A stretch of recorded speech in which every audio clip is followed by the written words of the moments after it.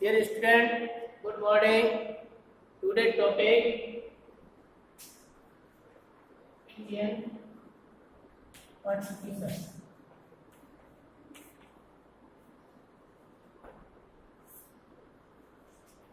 भारतीय संविधान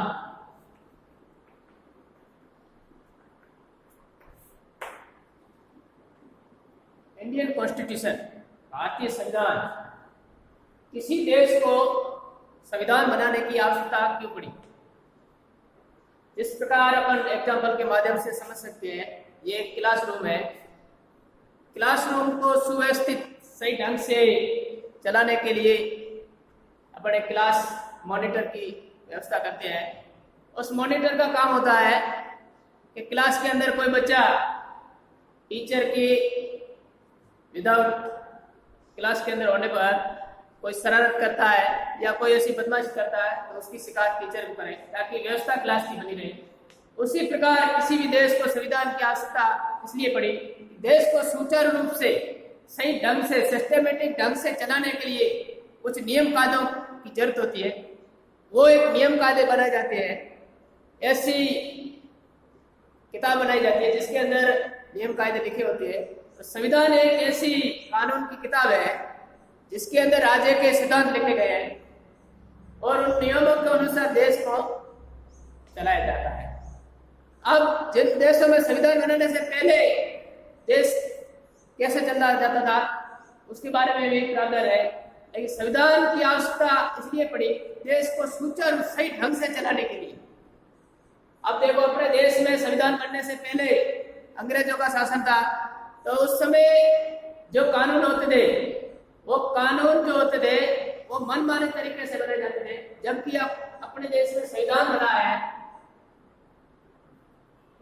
जनवरी 1950 में, तो संविधान बनने से पहले भी कई सारे तथ्य देखे गए और ये निर्णय लिया गया कि संविधान को बनाने के लिए क्या क्या किन किन चीजों की आवश्यकता होती है। तो सबसे पहले उसके लिए एक कमेटी गठित की गई और उस कमेटी का नाम था ड्राफ्टेड कमेटी, प्रारूप समिति। मतलब ये संविधान जो बनाएंगे, संविधान का जो खाका लिखेंगे, इसके लिए किन किन लोगों की आवश्यकता पड़ेगी, मतलब ऐसे कौन लोग होंगे जो इस संविधान को लिख सकते हैं। तो भारत देश के अंदर सबसे पहले ये खोज की गई, तो उसमें प्रारूप कमेटी के चेयरमैन के रूप में डॉक्टर बी.आर. अम्बेडकर साहब का नाम आया कि सबसे महान विधिवेता है, और उसके अंडर में 7 और सदस्य बनाए गए जिनको ये जिम्मा सौंपा गया कि आपको संविधान तैयार करना है। संविधान तैयार करने का जो जिम्मा था ये एक बहुत ही क्रिटिकल काम था।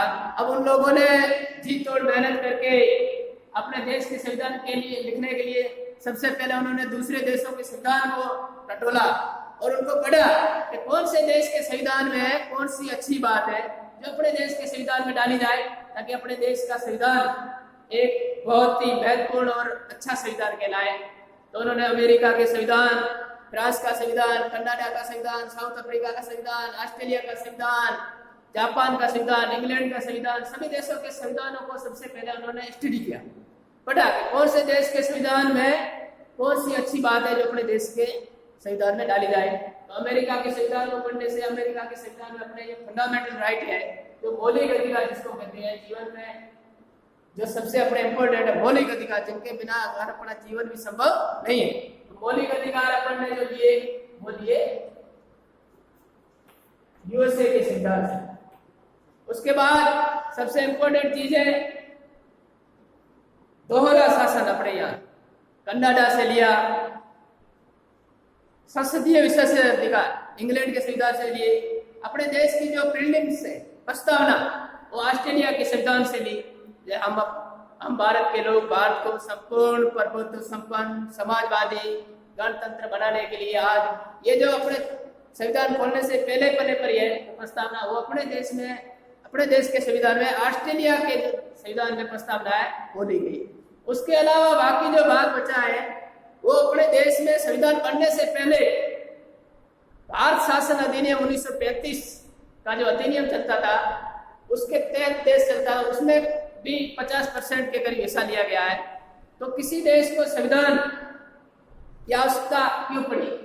पहला टर्म है संविधान की आवश्यकता क्यों पड़ी।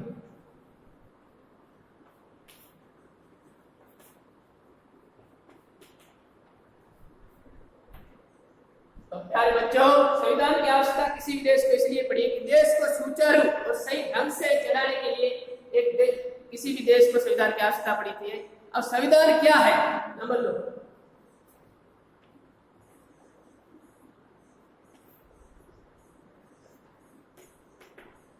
संविधान एक ऐसी कानून की किताब है जिसके अंदर देश के अंदर जो संचालित कानून और राज्य के सिद्धांतों का उल्लेख किया गया है। संविधान एक कानून की किताब है, अपनी भाषा में कहा जाए संविधान एक क्या है, कानून की किताब।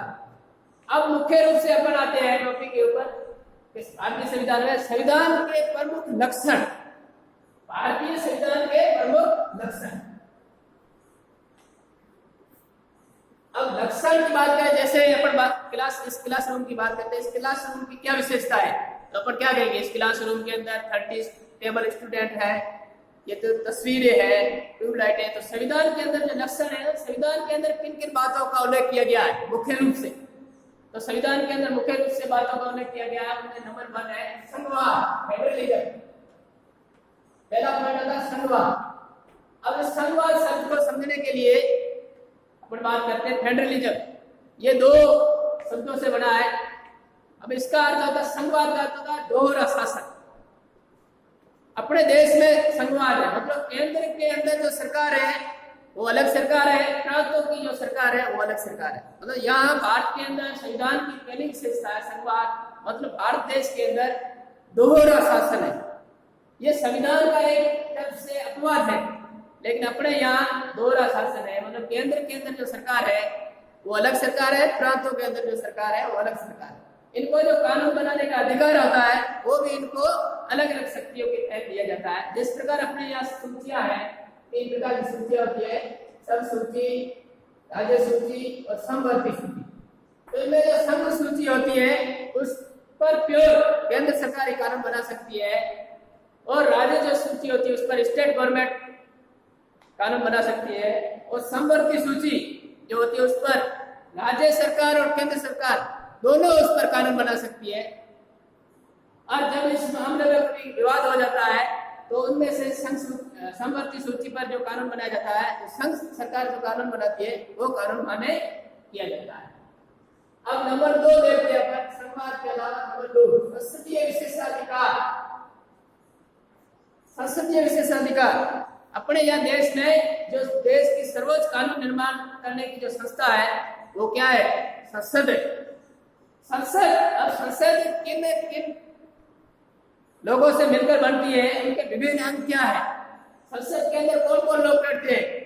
संसद मुख्य रूप से 3 संसद के अंग बताए जाते हैं, उनमें से लोकसभा, राज्यसभा के मेंबर और नंबर 3 राष्ट्रपति। अब अपने देश के अंदर लोकसभा के कितने मेंबर हैं, अपने देश के अंदर लोकसभा के 543 नॉमिनेट है, मतलब निर्वाचित सदस्य, और अधिकतम ये 550 भी हो सकते हैं। और स्टेट काउंसिल के मेंबर, राज्यसभा के मेंबर अपने 250 है, और अधिकतम 252 भी हो सकते हैं। अब ये 545 लोकसभा के सदस्य होते हैं, इनमें से 2 सदस्यों को राष्ट्रपति मनोनीत कर सकता है। कुछ ऐसे समुदाय हैं जिनके समुदाय के लोगों का प्रतिनिधित्व संसद में करने के लिए उनको जगह नहीं मिलती है, तो उनमें से 2 सदस्य, एंग्लो इंडियन समुदाय के जो 2 सदस्य होते हैं उनको राष्ट्रपति अपनी ओर से मनोनीत कर सकता है लोकसभा के अंदर। उसी प्रकार स्टेट काउंसिल में, राज्यसभा में 12 सदस्यों को राष्ट्रपति मनोनीत कर सकता है अपने विवेक से। उनमें से कला, साहित्य, खेल, सिनेमाघर से, सामाजिक सेवा से, पर्यावरण क्षेत्र से, इस प्रकार से 12 सदस्यों को राष्ट्रपति मनोनीत कर सकता है। कहने का मतलब संसद के 3 अंग हुए, एक लोकसभा के सदस्य, दूसरे राज्यसभा के सदस्य प्लस राष्ट्रपति, तीनों मिलकर संसद का निर्माण किया जाता है। अब संसद का मुख्य काम क्या रहता है, संसद का प्रमुख मुख्य काम आपको पूछे तो कानूनों का निर्माण करना। संसद का प्रमुख काम है कानूनों का निर्माण करना, ये प्रमुख काम है संसद का। अब संसद के अंदर में शासन के 3 अंग बताए गए हैं, पहला विधायिका, कार्यपालिका और न्यायपालिका। कार्यपालिका सबसे पहले कानून निर्माण का काम करती है, फिर विधायिका उसके ऊपर क्रियान्वयन करती है, मतलब उनको कानूनों को लागू करवाने का काम करती है, और न्यायपालिका उसके ऊपर कोई विवाद हो जाता है तो उसके ऊपर न्यायपालिका अपना डिसीजन देती है।